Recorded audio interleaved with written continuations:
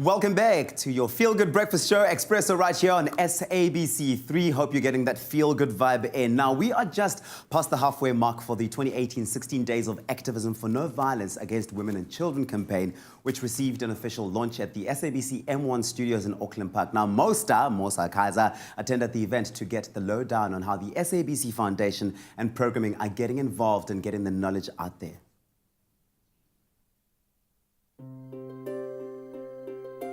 Even though 16 Days of Activism has been a campaign that has gone on for over 20 years, research shows that violence against women and children is widespread and unreported. The public service is not supporting our women and children, and I'm here to find out why. That's why it remains ever crucial and pertinent for activism efforts to continue and grow, and we are seeing this with the official launch of the 2018 16 Days campaign in partnership with the SABC Foundation and Woman INpowered.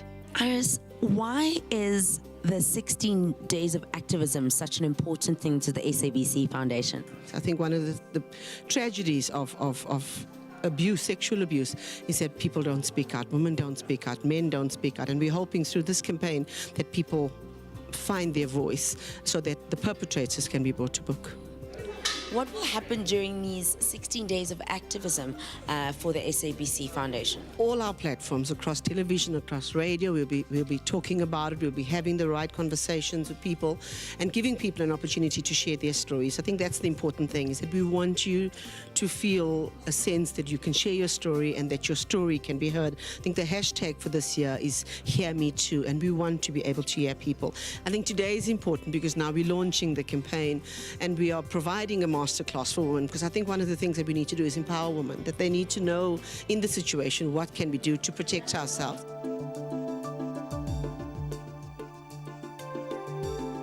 Lerato, as being part of the SABC family, why did you feel that it was so important for you to be part of the 16 Days of Activism? Hearing the origins of where it came from was something that was really fascinating for me, and I thought to myself, gosh, you know, I can't just be sitting at home with my little family in a gated community and not do something, because I realized that, you know what, I am actually a part of the problem if I'm going to be looking away and if I'm not going to be participating in the reform of the cultures that inform gender-based violence. The SABC is a national broadcaster. It would be a disservice to the people who support the work we do, to the people who rely on the information that we give, if we as people and family within the SABC didn't form part of this initiative. So not only because I personally agree, but on a professional level, I also have a responsibility to the public to speak out about things that really matter. And abuse against women and children is at the forefront of that. The launch was held in partnership with Woman INpowered, established in part by Alison Botha, who survived one of the most horrific experiences of assault and rape in 1994. We've decided to do it slightly differently and launched it about 2 days before, because we're actually launching a partnership with Women Empowerment as the SABC TV network. The purpose of that is really to try and empower women by giving them a different tool. And that's a tool that really tries to say, what do you do in the event of something happening to you? What is the first thing that comes to mind? As you know, that we learn through repetitive messaging, and we want top of mind for our women in the SABC and everybody else. Why do you think programs like WIP are so important in today's society? Well, I don't think there's any debate around the level of violence in our society, the level of abuse against women and children, etc.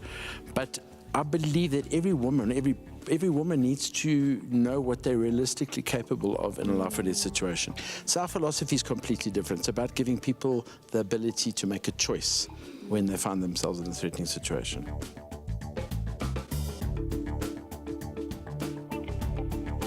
Why do you think programs like the WIP are of importance in today's society? I'll take it from what Mark, the founder of WIP, said. He said usually when people, women and children are attacked, there's three options that they have. The first one is to flight, which is to run away.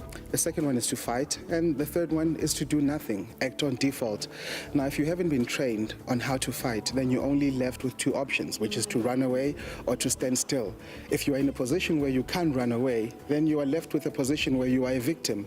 Now, what WIP does is it helps people overcome that stigma, overcome that step rather, where you're not a victim anymore, where you are a human being who has the necessary skills to protect themselves. So WIP and what Mark are doing is empowerment. It says women empowerment. And that's exactly what it is. It gives you more options than just what the perpetrator is telling you to do. So it's a pretty cool thing. As valuable and educational as today's seminar was, I really hope that myself and the rest of Mzansi never have to use anything we learned here today. 16 days of activism. Let's look after our women and children.